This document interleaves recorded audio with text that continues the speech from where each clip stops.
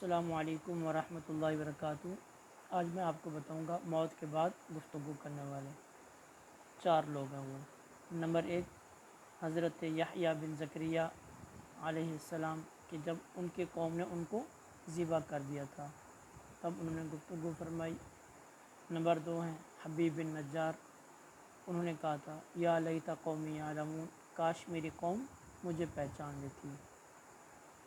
Number 3 ہے جعفر بن طیار، انہوں نے کہا تھا لا تحسبن الذین قتلوا فی سبیل اللہ اموات، کہ اللہ کے راستے میں جو شہید ہو جائیں انہیں مردہ مت سمجھو۔